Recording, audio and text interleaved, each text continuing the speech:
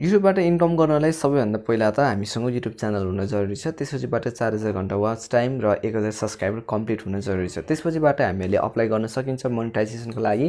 Monetise भयो भने तपाईहरुले सजिलै इन्कम गर्न सक्नुहुन्छ। कसरी अप्लाई गर्ने भन्ने कुरा चाहिँ मैले यो भिडियोमा डिटेल्समा देखाएको छु। कृपया भिडियो चाहिँ नछुटेकन हेर्नु होला, किनभने यो चाहिँ नयाँ युट्युबको रुल हो। यो अनुसार हेर्नुभयो भने तपाईहरुले सजिलै नेपालबाट मोनेटाइज गर्न सक्नुहुन्छ। सबैभन्दा पहिले साथीहरु आफ्नो वाइट स्टुडियोलाई गुगल क्रोम ब्राउजरबाट चाहिँ खोल्नु होला र त्यहाँ गइसकेपछि तपाईहरुले स्टेप 1 मा चाहिँ रिभ्यु गर्नु होला। त्यहाँनेर चाहिँ के लेखेको हुन्छन् पेमेन्ट थ्रेशोल्डको बारेमा। त्यहाँनेर तपाईहरुले स्टार्टमा चाहिँ पढ्नु भएर एग्री गर्नुभयो भने स्टेप 1 चाहिँ तपाईहरुको कम्प्लिट हुन्छ। यहाँनेर मैले पनि पढेर चाहिँ एग्री गरिसकेको छु, तपाईहरुले नि एग्री गर्न सक्नुहुन्छ। त्यसपछिबाट दोस्रो स्टेपमा चाहिँ तपाईहरुले एडसेन्सको लागि चाहिँ अप्लाई गर्नुपर्ने हुन्छ।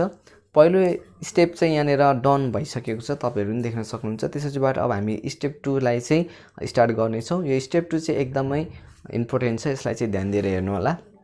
किनभने यदि स्टेप 2 मा चाहिँ तपाईहरुले एउटा पनि मिस्टेक गर्नुभयो भने फ्युचरमा तपाईहरुको पेमेन्ट चाहिँ अन्तिममा विथड्र गर्दाखेरि प्रब्लम आउन सक्छ। त्यसैले गर्दाखेरि एकदमै ध्यान दिएर चाहिँ तपाईहरुले आफ्नो अकाउन्ट क्रिएट गर्नु होला। यहाँनेर जाँदाखेरि गुगल एडसेन्सको अकाउन्ट बनाउँदाखेरि चाहिँ तपाईहरुले आफ्नो जुन युट्युब च्यानलको मेल जुन जीमेल प्रयोग गर्नुभएको छ त्यही प्रयोग गर्नु होला।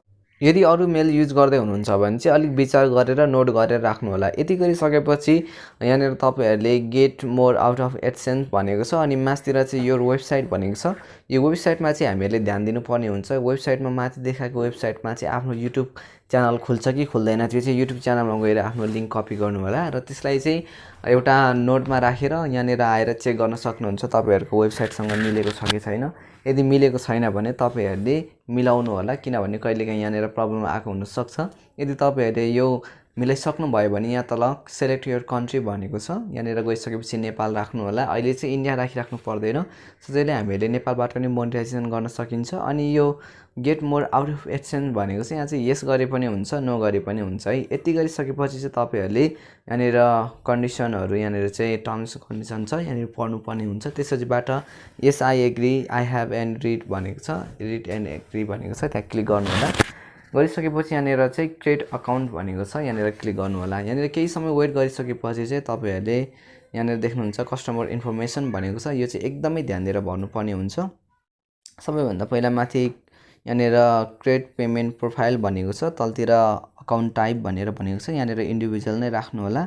र नेम भनेको छ, यहाँनेर नेम चाहिँ आफ्नो फुल नेम राख्नु होला, अथवा कसैको बनाउँदै हुनुहुन्छ भने अरूको नेम नागरिकतामा जे नेम छ त्यही नेम राख्नु होला। एड्रेस 1 भनेको छ, यहाँनेर एड्रेस 1 मा चाहिँ तपाईहरुले आफ्नो जिल्ला राख्नुपर्ने हुन्छ अनि आफ्नो बसेको ठाउँ अहिले कहाँनेर हुनुहुन्छ ठ्याक्कै त्यो वडा सहित तपाईहरुले राख्नु भयो भने चाहिँ राम्रो हुनेछ। अहिलेको लागि मैले यहाँनेर मेरो एड्रेस चाहिँ मैले फिल अप गरे, तपाईहरुले पनि फिल अप गर्नु होला। र यो एड्रेस भर्दाखेरि चाहिँ साथीहरु विचार गर्नु होला, एकदमै राम्रोसँग भर्नु होला, किनभने तपाईहरुको पछि गुगलबाट यहाँनेर तपाईहरुको एडसेन्सबाट पिन भेरिफिकेसनको लागि भनेर मेल आउने गर्छ। त्यतिखेर तपाईहरुको एडसेन्स चाहिँ हुलाकबाट आउँदाखेरि चाहिँ समस्या नहोस् भनेर तपाईहरुले एड्रेस 2 मा चाहिँ आफ्नो कन्ट्याक्ट राख्न पनि सक्नुहुन्छ। र मैले पनि यहाँनेर आफ्नो कन्ट्याक्ट राखिसकेको छु। र कन्ट्याक्ट राखिसकेपछि तपाईहरुले सिटी भनेको छ, आफ्नो सिटी राख्नु होला। त्यसपछिबाट चाहिँ आफ्नो सिटी राखिसकेपछि तपाईहरुले तल पोस्टल कोड भनेको छ, पोस्टल कोड भनेको चाहिँ त्यो हाम्रो हुलाकको यो कोड हो। यो चाहिँ तपाईहरुले थाहा छैन भने आफ्नो जिल्लाको चाहिँ पोस्टल कोड चाहिँ सजिलै गुगल क्रोममा गएर चाहिँ पोस्टल कोड अफ भनेर आफ्नो जिल्ला हान्नु, त्यसैबाट सर यहाँनेर देखाउँछ त्यो पोस्टल कोड चाहिँ यहाँनेर राख्नुपर्ने हुन्छ।